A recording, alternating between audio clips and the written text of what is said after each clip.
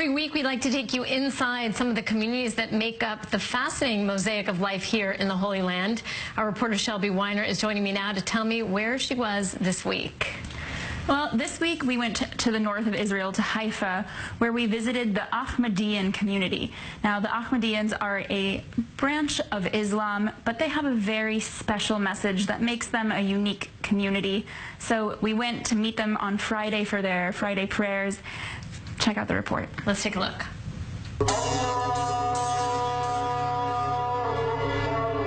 The Ahmadiyyans are a small Islamic group founded in India nearly 1,000 years ago.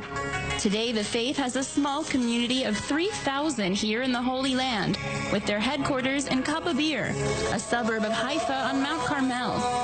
Their religion is Islam.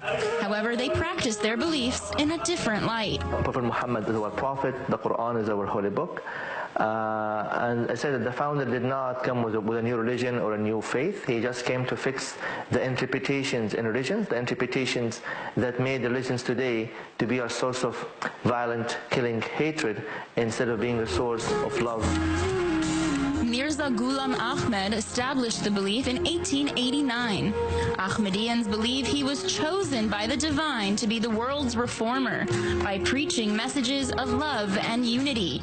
That promised one has come.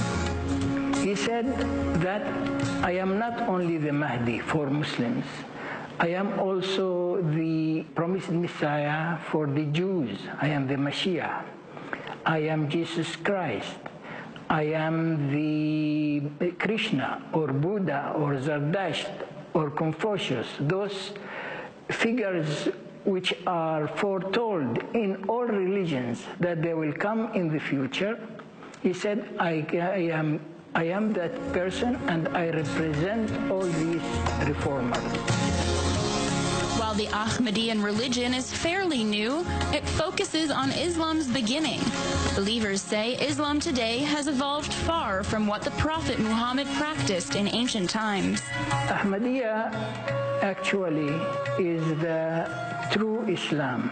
So when God saw that, He sent the reformer, the Mahdi, in Islam, to bring Muslims to the true religion.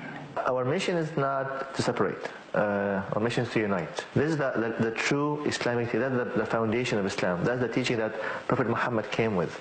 I think that's what we are going to do, and we're doing now, is to go back to the roots of Islam and bring it today. While they are Muslim, their message does not only focus on Islam. Ahmadiyyans say all the Abrahamic faiths have strayed far from their initial teachings.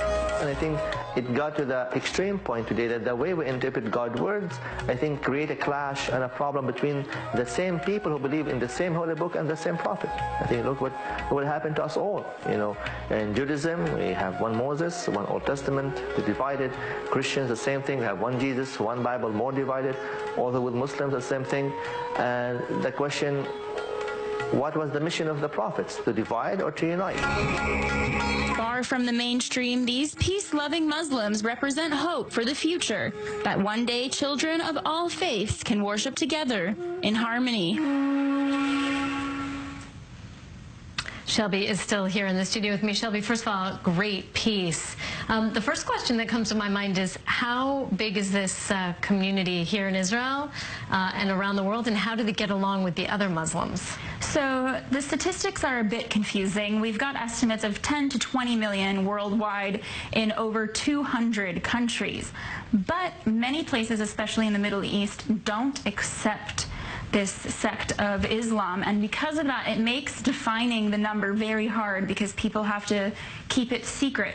And a good example of that is in Pakistan, which it's practically illegal to be an Ahmadiyyan there. You can't worship openly as an Ahmadiyyan, but at the same time, it's estimated to have one of the world's largest populations, with 4 million Ahmadiyyans there.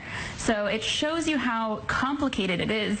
But even further from that, this is a minority sect of Muslim, and it represents 1% of the Muslim population in the world.